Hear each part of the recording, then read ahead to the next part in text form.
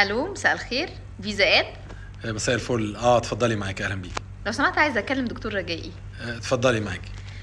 لو سمحت، انا معايا فيزا امريكا على باسبوري، وباسبوري فاضل فيه شهر، وكنت عايزه انقل يعني الستيكر على الباسبور الجديد. الناس قالوا لي يعني عشان اقدر اسافر لازم انقله، فكنت حابه ابدا مع حضرتك الاجراءات. ممكن تقولي بس ايه الاوراق المطلوبه؟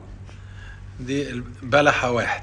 تمام، طبعا ده يعني الكلام ده دايما متداول قوي بين الناس، ان احنا المفروض ان عشان اسافر امريكا ومعايا فيزا سارية على الجواز القديم لازم انقل ستيكر على الجواز الجديد. الكلام ده طبعا بلح بلح بلح، لان مش صح، وانت بتسافر بالجوازين والكلام ده مؤكد 100%.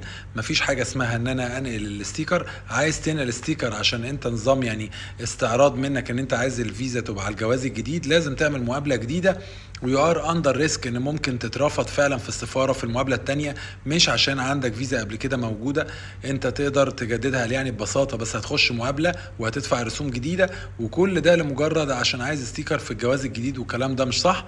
انت بتسافر بالجوازين، والموظف الكاستومز او البوردر في امريكا بيبص على الجواز الفيزا في الجواز القديم. شكرا، ونشوفكم مع بلحة اخرى.